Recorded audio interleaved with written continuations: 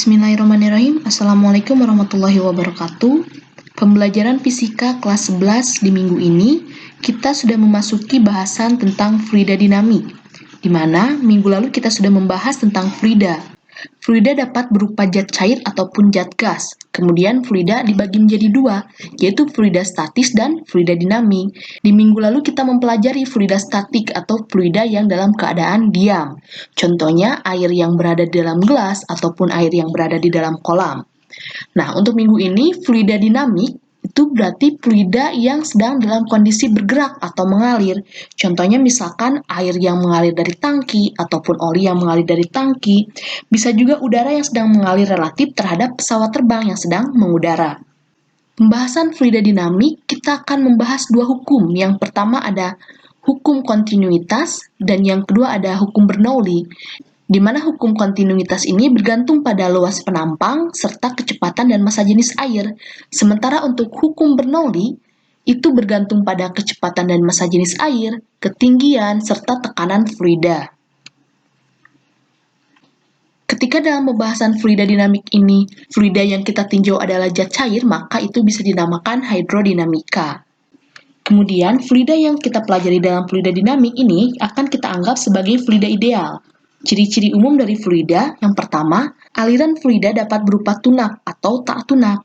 Maksud tunak di sini adalah jika kecepatan di suatu titik konstan terhadap waktu, maka fluida dapat dikatakan tunak. Contohnya arus air yang mengalir dengan tenang. Kemudian, fluida tak tunak, di sini maksudnya kecepatan di suatu titik tidak konstan terhadap waktu. Contohnya gelombang pasang air laut. Ciri yang kedua, aliran fluida dapat termampatkan atau tak termampatkan. Maksud dari fluida dikatakan tak termampatkan di sini apabila fluida yang mengalir tidak mengalami perubahan volume atau massa jenis ketika ditekan.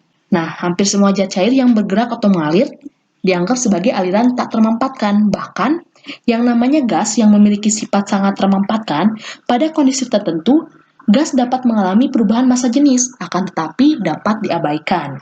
Kemudian ciri yang ketiga, di sini ada aliran fluida dapat merupakan aliran kental atau tak kental. Kekentalan aliran fluida ini mirip dengan gesekan permukaan pada gerak benda yang padat. Contohnya seperti pelumasan oli pada mesin mobil, mesin motor, dan lainnya. Ciri yang keempat itu aliran fluida dapat merupakan aliran garis arus atau aliran turbulen. Maksud dari aliran garis arus ini, aliran fluida dapat mengikuti suatu garis lurus yang melengkung. Sementara aliran turbulen itu terjadi ketika alirannya melebihi suatu kelajuan tertentu. Nah, ciri dari aliran turbulen ini ditandai oleh adanya aliran yang berputar. Akan ada partikel-partikel yang memiliki arah gerak berbeda dan bahkan berlawanan dengan arah gerak keseluruhan dari fluida. Nah, nanti kita akan mendapatkan aliran turbulen ini biasanya dalam gaya angkat pada pesawat. Pada fluida dinamik ini, hukum pertama yang akan kita pelajari adalah hukum kontinuitas. Nah, dalam hukum kontinuitas ini, kita akan mengetahui yang namanya debit, kemudian ada persamaan kontinuitas, perbandingan kecepatan fluida dengan luas dan diameter penampang, serta daya oleh debit fluida. Pembahasan pertama tentang debit. Debit di sini adalah besaran yang menyatakan volume fluida yang mengalir melalui suatu penampangan tertentu dalam satuan waktu. Makanya persamaannya di sini adalah V untuk volume dan T untuk waktu. Satuannya meter pangkat 3 per sekon. Nah, kemudian debit ini apabila aplikasikan dalam suatu aliran pada pipa, anggap saja ini ada sebuah pipa. Dengan V di sini adalah aliran air yang masuk, kemudian pipa ini memiliki luas penampang dan panjang pipa adalah L, maka untuk volume air yang masuk ke dalam pipa, itu persamaannya adalah luas dikalikan panjang, dibagi satuan waktu. Luas pada pipa ini berarti kecepatan air yang masuk dikalikan waktu air yang masuk. Maka dapat didapatkan debit adalah luas penampang dikalikan kecepatan atau laju dari fluida. Kemudian yang kedua ada penurunan persamaan kontinuitas. Nah, ini persamaan kontinuitas ini kita ambil lagi dari debit yang tadi. Q sama dengan A dikalikan V. Nah, di sini pada fluida yang tak termanfaatkan, hasil kali antara kelajuan fluida dengan luas penampang akan selalu konstan. Makanya di sini persamaannya A1V1 akan sama dengan A2 dengan V2. Yang ketiga ada perbandingan kecepatan fluida dengan luas dan diameter penampang. Masih menggunakan persamaan debit yang tadi atau dari penurunan persamaan kontinuitas tenang. Luas penampang dikalikan laju fluida akan konstan. Maka perbandingannya akan kita dapatkan seperti ini. Yang keempat ada daya oleh debit fluida.